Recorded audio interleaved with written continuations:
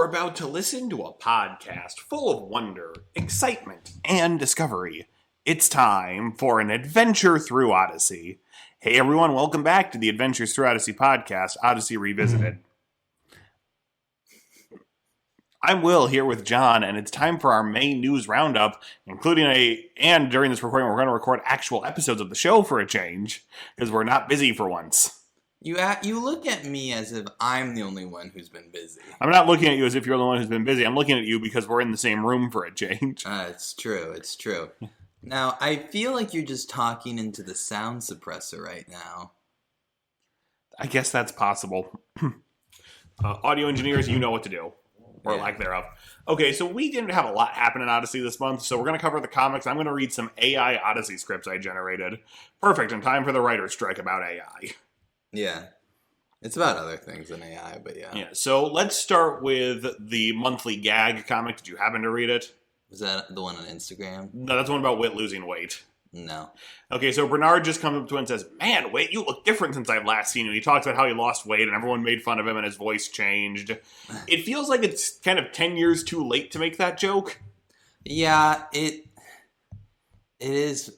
It's true. I mean, they kind of said that was the headcanon. Yes. But, right, it is a little weird to finally have that officially in, a piece of media. Right, but then it ends with Bernard saying, "That's why I never change my look so people don't complain." Seemingly referencing in the new album artwork, he basically looks the same. Yeah. So, but yeah, the story on Instagram, did you read that? Mm-mm. John, you need to get better at this or I'm going to replace you with, I don't even know. I read the plot. I read the Acolyte one.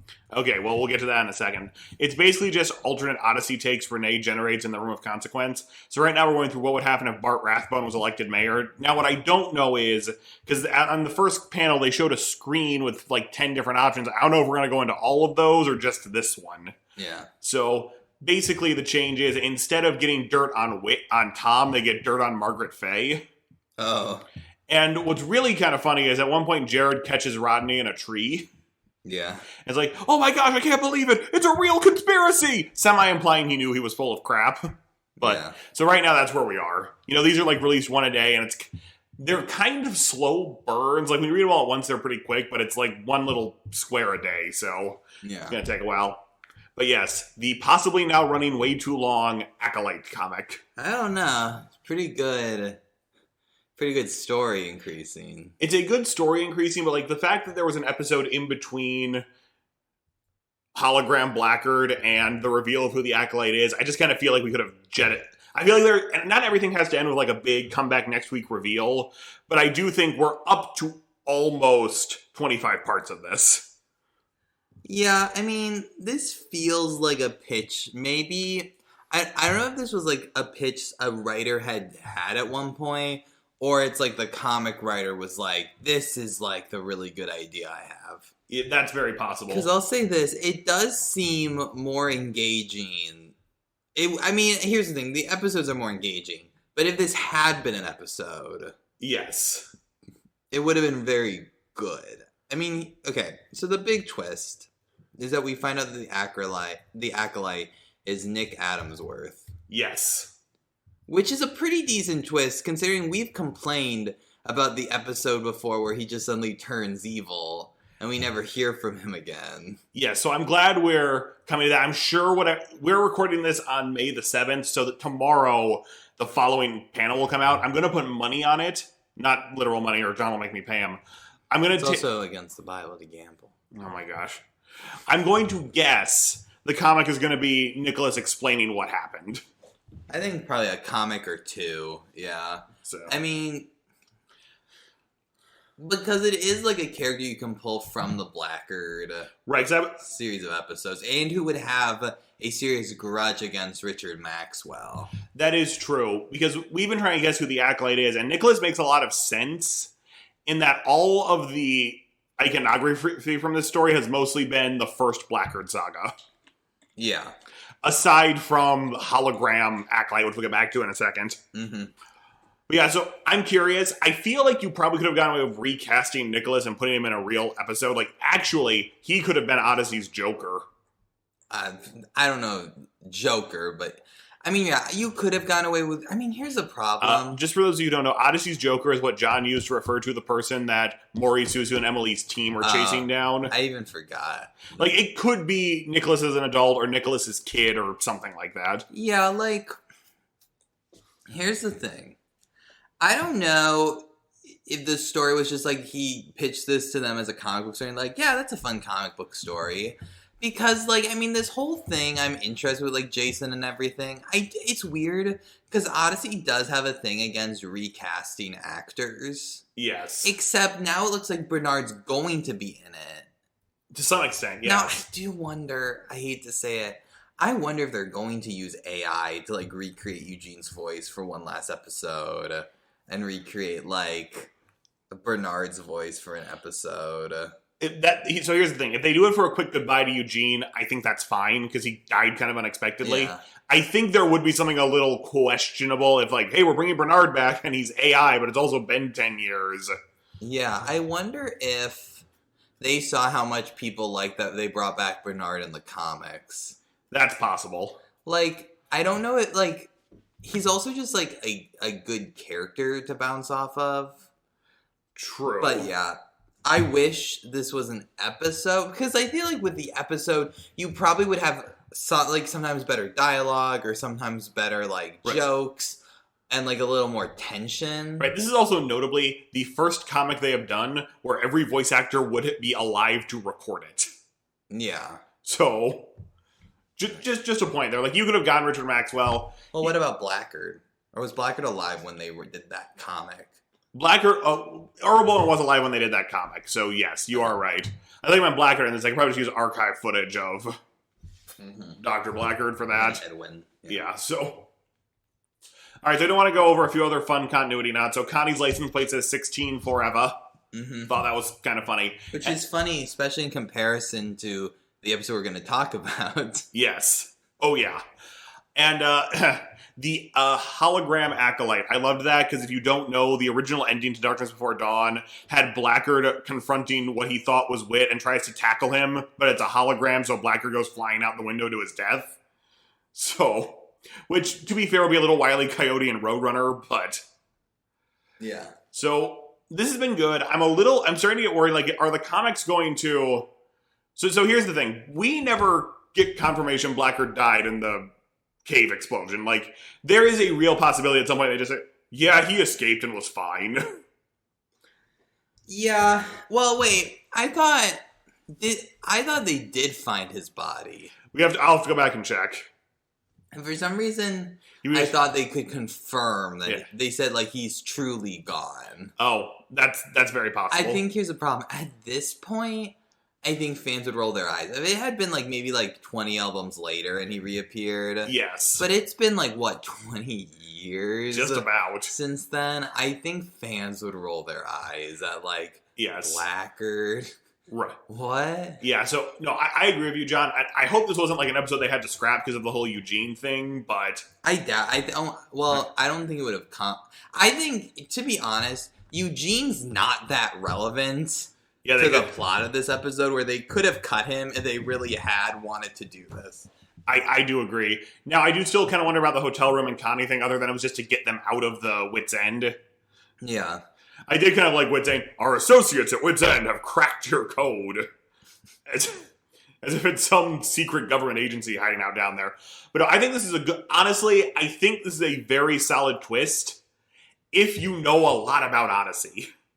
Yeah, I mean, here's the thing. The reason I actually think this could have worked in an episode is you could have even just, explained that it was, this thing that happened to a kid pretty easily, because it's been so long. Yes. And, a kid that, tried to do hacking. Right. Well, actually, what surprised me, maybe the next panel will do this. They didn't say what episodes to go listen to, because it's 2 episodes. Not counting the Onesimus one, because I don't know, Yeah. I mean, here's the problem. It's... it doesn't really... What do I want to say here? With Nicholas... Okay, here's what I meant. Richard Maxwell, I think, is kind of a hard character to canonically explain who he is to a new audience. Yes. I think Nick Adamsworth has had such little time on the show. He basically appeared with the whole thing with Richard Maxwell and Applesauce and Eugene and all that. And then he tried to hack all these people's computer. Right. And that's really all we substantively know, and that's really easy to recap people about. Yes, I do agree. Yeah. Again, I'm sure this is because people like us have complained long enough. Like, how did that happen? Because he's basically doing what he did. If you think about it, in the episode where he's bad, he's doing what he did in the first one, but now he's doing it for power. So I'm sure that's kind of how they're going to connect it. Like he missed the thrill of it or something. Yeah. So we will see. I feel like we have to be inching close to the end of it at some point. How is it, one a month or one a week? One a week. My guess is it has another month or two. I know, and it doesn't matter, but I just realized, this started in January, and I kind of wonder maybe we had broken it up into parts where there was an arc in between each one or something. It would have just felt less, man, they're really dragging this one out. I don't know. I feel like my thing is this. I feel like it's something like, I feel like they just need to cut like a fourth of it out. Yes. Oh, you're also reading an 80 chapter manga right now, so it's 100. It's on chapter 116 right now, but that's beside the point. So we will see. I think this comic is really good. I do. It was the filler episode in between the hotel room exploding and Nicholas being revealed that got to me. Yeah, that's fair. We're just kind of felt like, did we need that? Again, not everything needs to end with a bang, but we're just kind of. Yeah. Also, this is going to be weird if it never comes up in the show that the Odyssey Hotel exploded. That is. I mean, it may have just been a ruse. Still. I agree, though. Yes. Who knows? Maybe they'll pull out Mitch or the girl who tricked Lucy at camp. Yeah. Well, that'd be funny. All right, so we didn't have any news. So last month I was going to read some Odyssey episodes that had an AI created. We can just talk about it because if you don't know this, John just graduated law school. Yay. And he's a copyright lawyer who's really focused on AI. Yeah, I'm not specifically a copyright lawyer, nor am my work is going to be focused on AI. I liked my copyright class and want to do IP stuff, and I've taken AI classes. I was trying to boost you a little bit. And then someone Googles me, and they're like, huh?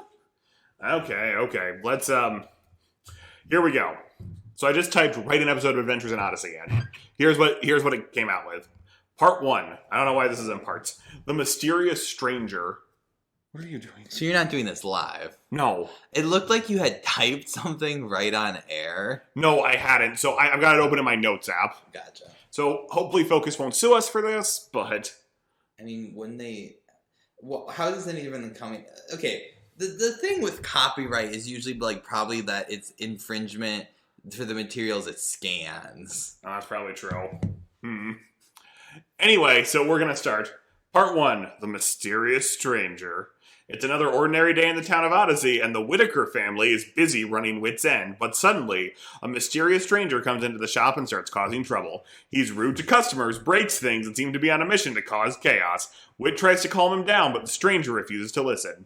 Later that day, the stranger shows up to Whit's house and asks for help. He reveals that he's actually a time traveler from the future, and he's been sent back in time to stop a dangerous event from happening.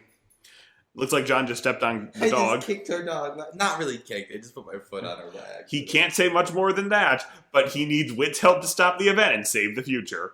Whit is skeptical but curious and agrees to help the stranger. They set off on a wild adventure through time, visiting different eras and encountering all sorts of challenges along the way.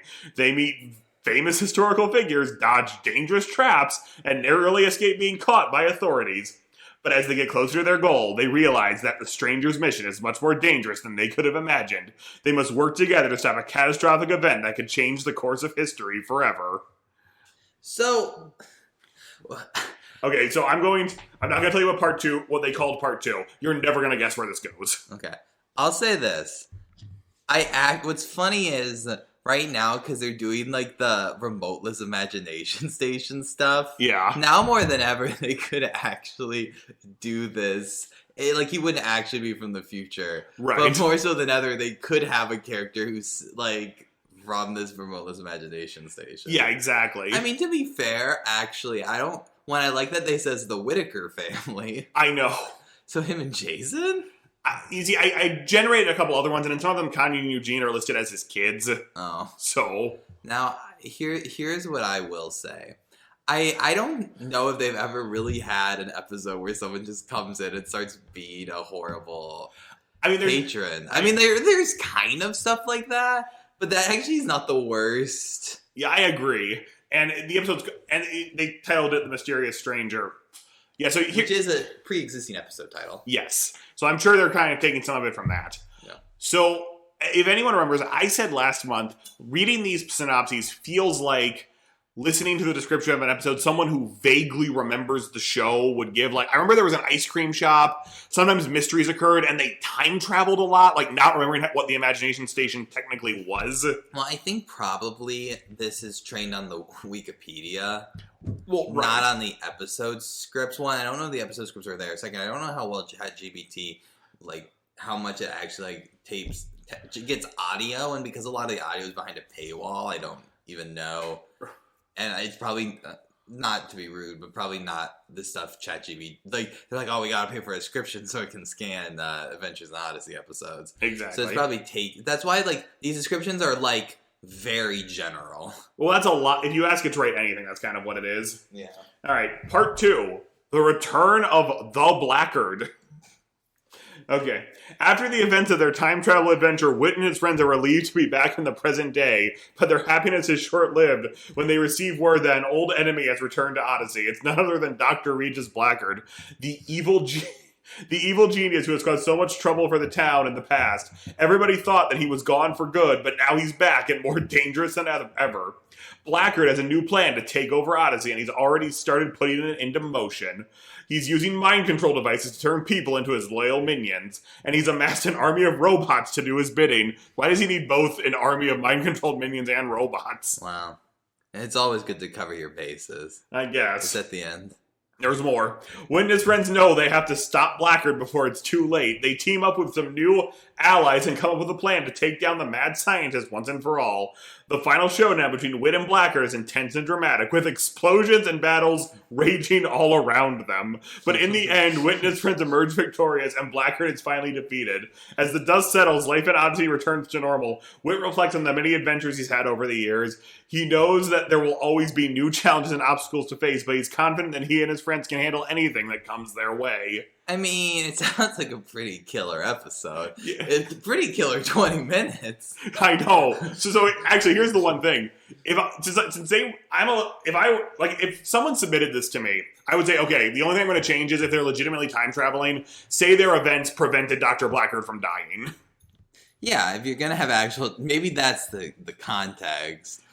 And then part 3 is they have to go back and, like, fix things. Yeah, but, like, part 1 feels like part 1 of the 2-hour season finale. Then part 2 is the actual ending. But yeah, that is a killer 20-minute episode. With explosions raging all around them. Yeah, so that is...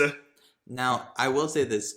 You know, with, like, did you do this on ChatGPT? Yes. You can ask it, can I have a more chill episode? Well, I did. Okay. All right. Do you want to hear that one? Why don't we save it for next time? That's a good idea. So, everyone, if you would like to send me in the comments or in emails Odyssey AI stories you'd like me to try to generate, I'll let you know. As a teaser, the title for the next one is Connie's Wedding Day. See, these are too plot significant. Yes, I agree. Okay. But I will say this, if folks in the family ever hired me to do a live-action Odyssey show, I'm going to try to make that Return of Blackguard episode happen. Okay, so let's go to the club for this one. Yes, great idea. Surgeons keep our hearts beating.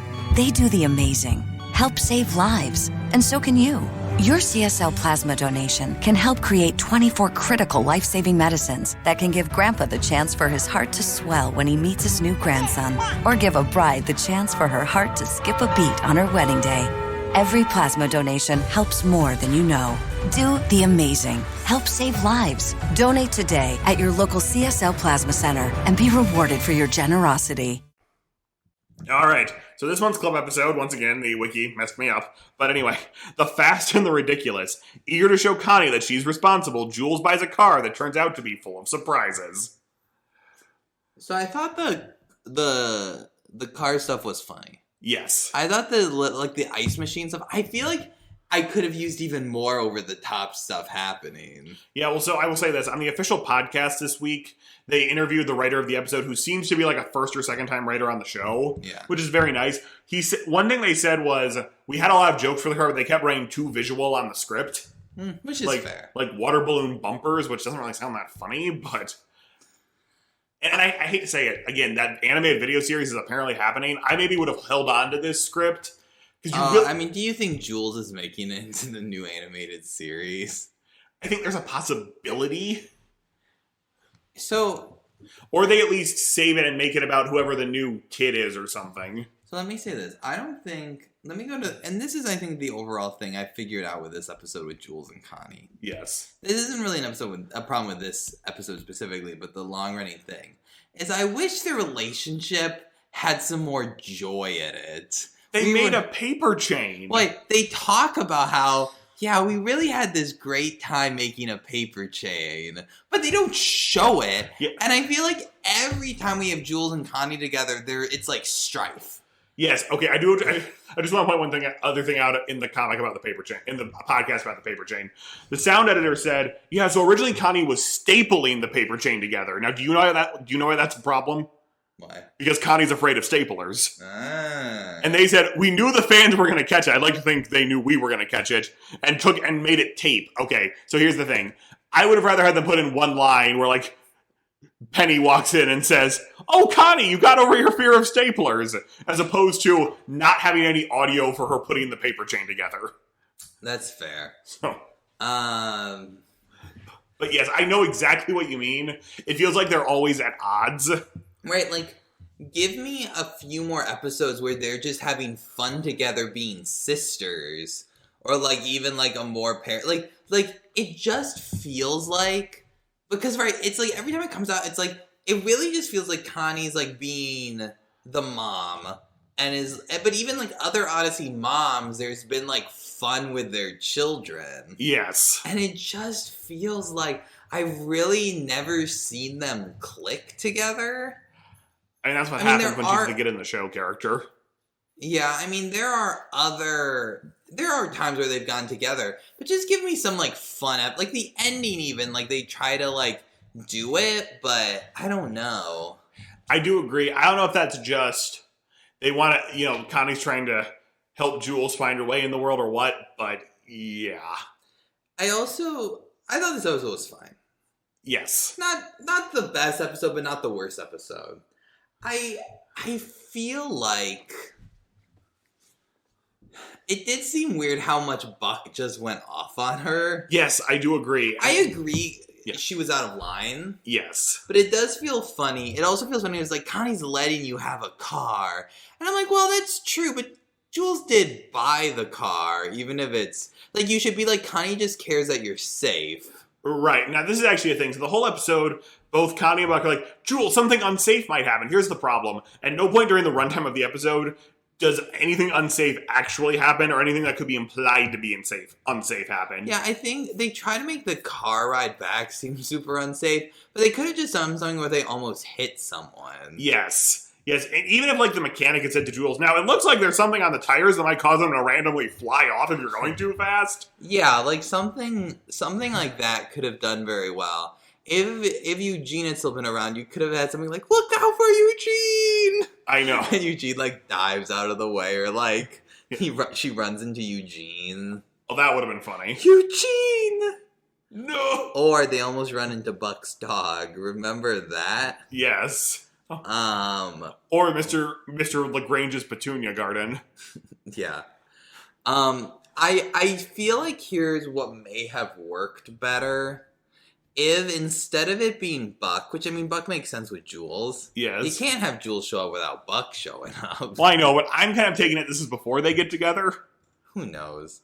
But I feel like they should have instead had one, and it could have been any kid from Odyssey, one of the kids who worked on the car be involved in the storyline. Because then they could talk about, like, yeah, an ice maker. They would have been more joyful in talking about the issues with the car. Yes. Like, like, the part of the problem is there are funny things, but Connie is so disdainful of even, like, just the singing wipers.